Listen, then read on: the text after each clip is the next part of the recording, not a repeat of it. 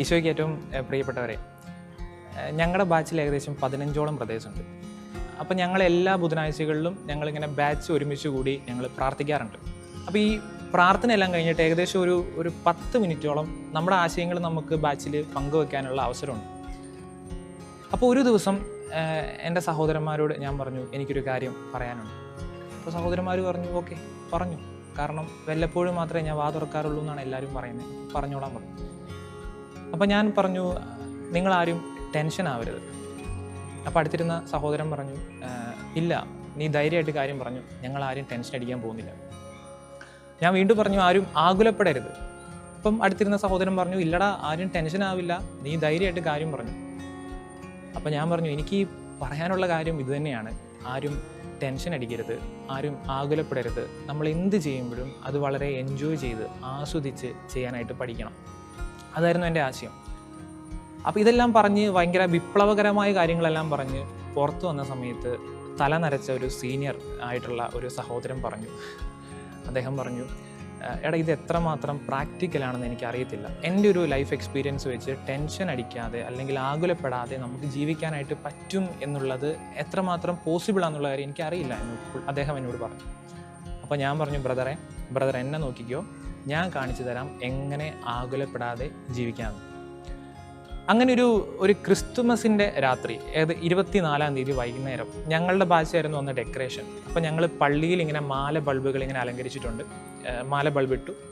ഞങ്ങൾ പള്ളിയുടെ പുറത്ത് വഴിയിലൊക്കെ ഞങ്ങളിങ്ങനെ മാല ബൾബ് കൊണ്ട് ഇങ്ങനെ അലങ്കരിച്ചിരിക്കുകയാണ്. അപ്പോൾ ഇതിൻ്റെയൊക്കെ കണക്ഷൻ കൊടുക്കേണ്ട ഉത്തരവാദിത്വം എൻ്റെ കയ്യിലാണ്. കാരണം എനിക്ക് അല്പം ഇലക്ട്രിക്കലായിട്ടുള്ള പരിപാടിയൊക്കെ അറിയാം എന്നാണ് എല്ലാവരുടെയും ഒരു വെപ്പ്. അപ്പം എന്നോട് പറഞ്ഞു, ബ്രദർ വേണം ഇതിന് കണക്ഷൻ കൊടുക്കാൻ. അപ്പം ഞാൻ ആദ്യം പുറത്തെ വഴിയിലെ മാല ബൾബിന് കണക്ഷൻ കൊടുക്കാനായിട്ട് പുറത്തേക്ക് പോയി. അവിടെ ചെന്ന് കണക്ഷൻ കൊടുത്തു. 1-2 സെറ്റ് മാല ബൾബ് വർക്ക് ചെയ്യുന്നില്ല. ഞാൻ വിചാരിച്ചു കുഴപ്പമില്ല, 1-2 മാല ബൾബ് അല്ലേ, കുഴപ്പമില്ല എന്ന് വിചാരിച്ച് ഞാൻ ഉള്ളിലേക്ക് വന്നു. അങ്ങനെ സൈഡിലൊക്കെ അലങ്കാരങ്ങൾക്കെല്ലാം കണക്ഷൻ കൊടുത്ത് അവസാനം പള്ളിയിൽ വന്നു. പള്ളിയിൽ വന്നപ്പം പള്ളിയിലും 1-2 മാല ബൾബ് കത്തുന്നില്ല. പെട്ടെന്ന് എനിക്ക് ഭയങ്കര ടെൻഷനായി. കാരണം വഴിയിലെയും കുറേ കത്തുന്നില്ല, നമ്മുടെ കോമ്പൗണ്ടിലെയും കുറേ ബൾബുകൾ കത്തുന്നില്ല, പള്ളിയിലെയും കത്തുന്നില്ല. അപ്പോൾ എനിക്ക് ഭയങ്കര ടെൻഷനായി. എന്ത് ചെയ്യും? കർമ്മങ്ങൾ തുടങ്ങാനായിട്ട് ഏകദേശം കുറച്ച് മിനിറ്റുകൾ മാത്രമേ ഉള്ളൂ. ഇതെങ്ങനെയെങ്കിലും പരിഹരിക്കണം. അത് പരിഹരിച്ചില്ലെങ്കിൽ ആ പരിപാടിയുടെ മൊത്തം ഒരു ബ്യൂട്ടി നഷ്ടമായി പോകും. അപ്പോൾ എന്ത് ചെയ്യണം എന്നറിയാതെ ഞാനിങ്ങനെ ഭയങ്കര ടെൻഷനായിട്ട് ഇങ്ങനെ ഇരിക്കുന്ന സമയത്ത് ഈ സീനിയറായിട്ടുള്ള സഹോദരൻ വന്നിട്ട് പറഞ്ഞു, ബ്രദർ അറിഞ്ഞു, അവിടെയുള്ള ലൈറ്റുകളും മാല ബൾബുകളൊന്നും കത്തുന്നില്ല, എന്തെങ്കിലും ചെയ്യണം എന്ന് പറഞ്ഞു. അപ്പം ഞാൻ എടുത്ത വായില സഹോദരനോട് പറഞ്ഞു, ബൾബാകുമ്പോൾ ചിലപ്പം കത്തില്ല, അതിനെന്താണ് എന്ന് ചോദിച്ച് ഞാനിങ്ങനെ ദേഷ്യത്തോടെ കടന്നു പോവാണ്. ഭയങ്കര ടെൻഷനോടെ ഞാനിങ്ങനെ പോവാണ്. അപ്പോൾ എല്ലാ പരിപാടിയും കഴിഞ്ഞപ്പം ഈ സഹോദരൻ എൻ്റെ അടുത്ത് വന്നിട്ട് എന്നോട് പറഞ്ഞു, എടാ, അതങ്ങനെയാണ്, ചില കാര്യങ്ങൾ പ്രാക്ടിക്കലാക്കാൻ ഭയങ്കര പാടാണ്. അപ്പം ടെൻഷൻ അടിക്കാതെ ജീവിക്കുക എന്ന് പറയുന്നത് ഭയങ്കര പാടാണ്. പ്രിയപ്പെട്ടവരെ, ടെൻഷൻ ഇല്ലാതെ നമുക്കാർക്കും ജീവിക്കാൻ പറ്റത്തില്ല. എല്ലാ കാര്യങ്ങളെക്കുറിച്ച് ഓർത്ത് നമുക്ക് ടെൻഷനുണ്ട്. ഇപ്പം ഈ ക്യാമറയുടെ മുമ്പിലിരിക്കുന്ന എനിക്ക് സത്യം പറഞ്ഞാൽ നല്ല ടെൻഷനുണ്ട്. ഒരുപാട് ടേക്കുകൾ ഇങ്ങനെ പൊയ്ക്കൊണ്ടിരിക്കുകയാണ്. അതുപോലെ തന്നെ എന്നെ കേൾക്കുന്ന നിങ്ങൾക്ക് ടെൻഷൻ ഉണ്ടാവും. ഒരുപക്ഷെ നിങ്ങളുടെ മക്കളെക്കുറിച്ച് ഓർത്തുള്ള ടെൻഷൻ, അല്ലെങ്കിൽ നിങ്ങളുടെ ഫാമിലിയിലെ പ്രശ്നങ്ങളെക്കുറിച്ച് ഓർത്തുള്ള ടെൻഷൻ, അല്ലെങ്കിൽ പരീക്ഷയുമായി ബന്ധപ്പെട്ട ടെൻഷൻ, ഇല്ലെങ്കിൽ നല്ലൊരു ജോലി കിട്ടാത്തതിൻ്റെ ടെൻഷൻ. അപ്പോൾ എല്ലാവർക്കും സത്യം പറഞ്ഞാൽ നല്ല ടെൻഷനുണ്ട്, എനിക്കടക്കം. അപ്പോൾ ടെൻഷൻ എന്ന് പറയുന്ന സംഗതി ഒരിക്കലും നമുക്ക് മാറ്റി നിർത്താൻ പറ്റത്തില്ല എന്നുള്ളതാണ് അതിൻ്റെ ഒരു റിയാലിറ്റി എന്ന് നമുക്ക് പറയാൻ പറ്റുന്നത്. അപ്പോൾ എനിക്ക് കഴിഞ്ഞ ദിവസം ഒരു ക്യൂരിയോസിറ്റി, ഈശോയ്ക്ക് ടെൻഷൻ ഉണ്ടായിരുന്നോ? സത്യം പറഞ്ഞാൽ ഈശോയ്ക്ക് നല്ല ടെൻഷൻ ഉണ്ടായിരുന്നു പല കാര്യങ്ങളിലും. നമ്മൾ വായിക്കുന്നില്ല, ഈശോ പൂർണ്ണ ദൈവവും പൂർണ്ണ മനുഷ്യനുമായിരുന്നു, നമ്മളെ സഭ പഠിപ്പിക്കുന്നുണ്ട്. അപ്പം അതിനർത്ഥം ഈശോയും ടെൻഷൻ അനുഭവിച്ചിരുന്നു. ഇപ്പം ഗെത്സമനയിലെ പ്രാർത്ഥന നമ്മൾ കാണുന്നുണ്ട്, ഈശോ ടെൻഷൻ ഉണ്ടായിരുന്നു, ഈശോയ്ക്ക് ആകുലത ഉണ്ടായിരുന്നു. അങ്ങനെ ഈശോ ചോര വിയർക്കുന്നത് നമ്മൾ കാണുന്നുണ്ട്. അപ്പോൾ ഈശോയ്ക്ക് ടെൻഷൻ ഉണ്ടായിരുന്നു. അപ്പം മനുഷ്യരായി നമുക്ക് എല്ലാവർക്കും ടെൻഷനുണ്ട്. ടെൻഷനെ മാറിപ്പോ എന്ന് പറഞ്ഞാൽ, കിടക്ക് പുറത്തെന്ന് പറഞ്ഞാൽ ടെൻഷൻ ഒരിക്കലും പുറത്തു പോകത്തില്ല. അപ്പോൾ നമ്മൾ മനസ്സിലാക്കേണ്ട കാര്യം, ഒന്നാമത്തെ കാര്യം, നമുക്ക് എല്ലാവർക്കും നല്ല ടെൻഷനുണ്ട് എന്നുള്ളതാണ്. വിശുദ്ധ ലൂക്കായുടെ സുവിശേഷം 12-ാം അധ്യായം 22 മുതൽ 34 വരെയുള്ള വാക്യങ്ങളിലും ഈ ആകുലതയെക്കുറിച്ചാണ് ഈശോ നമ്മോട് പറഞ്ഞു വെക്കുന്നത്. ഈശോ പറയുന്നു, നിങ്ങളാരും ആകുലപ്പെടേണ്ടെന്നാണ്. ഞങ്ങളുടെയൊക്കെ സെമിനാരിയിൽ ഫൈനൽ എക്സാം ഉണ്ട്. സത്യം പറഞ്ഞാൽ ബ്രദേഴ്സിന് ഏറ്റവും പേടിയുള്ള ഒരു എക്സാം എന്ന് പറയുന്നത് ഈ ഫൈനൽ എക്സാമാണ്. ബ്രദേഴ്സിൻ്റെ രൂപവും ഭാവവും ഒക്കെ ആകെ മാറിപ്പോകുന്ന ഒരു എക്സാമാണ് ഈ ഫൈനൽ എക്സാം.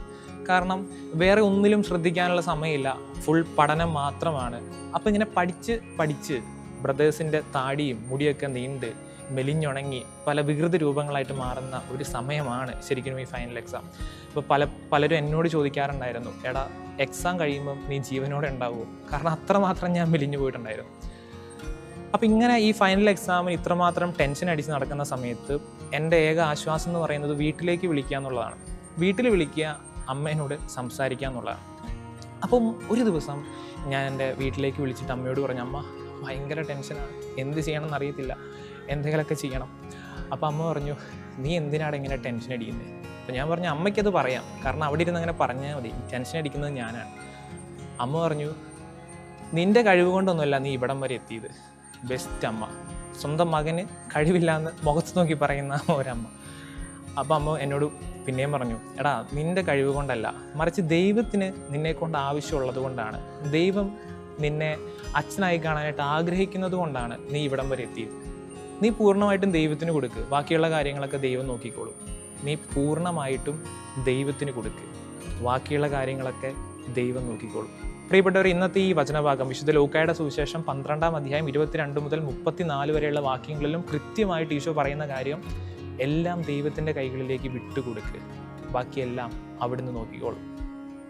എനിക്കറിയില്ല എല്ലാവർക്കും കാക്ക കരയുന്ന ശബ്ദം കേൾക്കാൻ പറ്റുന്നുണ്ടോ? ഉണ്ടെങ്കിൽ അറിയാം, കാക്കകളെ നോക്കുമ്പം കാക്കകൾ വിതയ്ക്കുന്നില്ല, കൊയ്യുന്നില്ല, കളപ്പുരയിൽ ശേഖരിക്കുന്നില്ല എന്ന് വചനത്തിൽ പറയുന്നുണ്ട്. ഇവിടെ ഇപ്പം നല്ല കാക്കയുടെ ശബ്ദമുണ്ട്. അപ്പം അതിലൂടെ അർത്ഥമാക്കുന്നത് അവർ ഫ്യൂച്ചറിനെ കുറിച്ച് ഒട്ടും വെറീഡ് അല്ല എന്നുള്ളതാണ്. കാരണം അവയെ ദൈവം പരിപാലിക്കുന്നു എന്നുള്ളതാണ്. അപ്പോൾ ഈ കാക്കകളെക്കാളും വയലിലെ പുല്ലുകളെക്കാളും ഈ ലോകത്തുള്ള ജീവജാലങ്ങളെക്കാളും എത്രയോ ശ്രേഷ്ഠരാണ് നമ്മളെല്ലാവരും. അപ്പം ദൈവം നമ്മളെ ഒരുപാട് കരുതുന്നുണ്ട്, ദൈവം നമ്മളെ അധികമായിട്ട് പരിപാലിക്കും എന്ന ഉറപ്പാണ് ഇന്നത്തെ വചനത്തിലൂടെ നമുക്ക് കിട്ടുന്നത്. അപ്പം നമ്മളിന്ന് വായിച്ചു കേട്ട വചനഭാഗം ഇതിനു മുമ്പുള്ള ഭോഷനായ ധനികൻ്റെ വചനഭാഗത്തിൻ്റെ ഒരു തുടർച്ച എന്നോണം ആയതുകൊണ്ട് തന്നെ ഈശോ അവസാനം സമ്പത്തിനെ കുറിച്ച് പ്രതിപാദിക്കുന്നുണ്ട്. ഈശോ പറയുന്നുണ്ട്, നിങ്ങളുടെയൊക്കെ സമ്പത്ത് നിങ്ങൾ വിറ്റ് ദാനം ചെയ്യുന്നുണ്ട്. നിങ്ങൾ ദാനം ചെയ്യാനാണ് പറയുന്നത്. സമ്പത്ത് ദാനം ചെയ്യാനായിട്ടാണ് ഈശോ നമ്മളോട് പറയുന്നത്.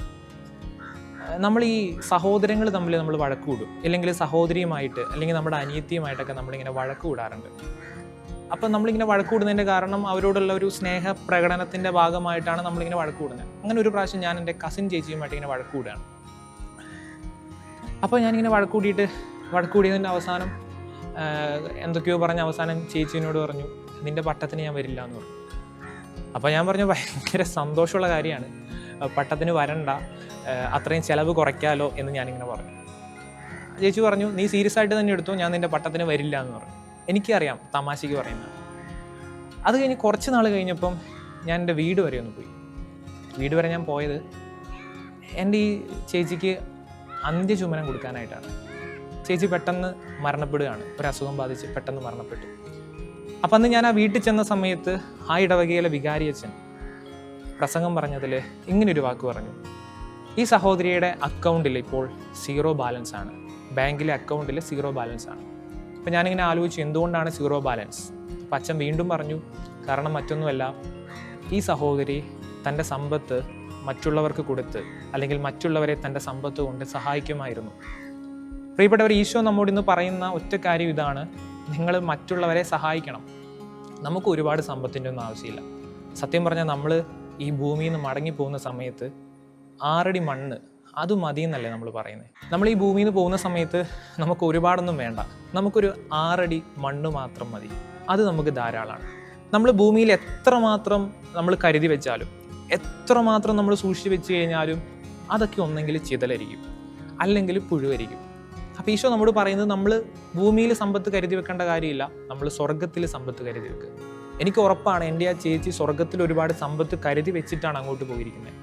നമ്മൾ നമ്മുടെ ചുറ്റുപാടും പാവപ്പെട്ടവർ ജീവിക്കുന്നുണ്ടെങ്കിൽ അതിനർത്ഥം നമ്മൾ അവരെ സഹായിക്കാനായിട്ട് കടപ്പെട്ടവരാണ് എന്നതാണ്. പ്രിയപ്പെട്ടവരെ, നമ്മുടെ ചുറ്റുമുള്ള പാവപ്പെട്ടവരെ സഹായിക്കേണ്ടത് നമ്മുടെ കടമയാണ്. അതിനാണ് ദൈവം നമ്മളെ സമ്പന്നരായിട്ട് ഭൂമിയിലേക്ക് അയച്ചിരിക്കുന്നത്. നമ്മളെ കൊണ്ടാവുന്ന രീതിയിൽ നമ്മുടെ ചുറ്റുപാടുമുള്ളവരെയൊക്കെ നമ്മൾ സഹായിക്കണം. പ്രിയപ്പെട്ടവരെ, നിക്ഷേപങ്ങൾ കരുതി വെക്കുക. ഭൂമിയിലല്ല കരുതേണ്ടത്, സ്വർഗത്തിലാണ് കരുതി വെക്കേണ്ടത്. അപ്പോൾ ഇന്ന് പ്രധാനമായിട്ടും 3 കാര്യങ്ങളാണ് ഞാനിവിടെ പറഞ്ഞത്. ഒന്നാമതായിട്ട് ടെൻഷൻ, അത് മാനുഷികമാണ്. രണ്ടാമതായിട്ട് എങ്ങനെ നമുക്ക് ടെൻഷനെ ഒഴിവാക്കാം, അല്ലെങ്കിൽ ടെൻഷൻ നീക്കാനുള്ള കുറുക്കുവഴി എന്താണ്. ഒന്നേ ഉള്ളൂ, ദൈവത്തിൽ പൂർണ്ണമായിട്ടും ആശ്രയിക്കുക. വചനത്തിൻ്റെ അവസാനം പറയുന്നുണ്ട്, നിങ്ങളുടെ സമ്പത്ത് നിങ്ങൾ ദാനം ചെയ്യുക. അതിനായിട്ട് ദൈവം നമ്മെല്ലാവരെയും സഹായിക്കട്ടെ. നിത്യം പിതാവും പുത്രനും പരിശുദ്ധാത്മാവുമായ സർവേശ്വര എന്നേക്കും ആമേൻ.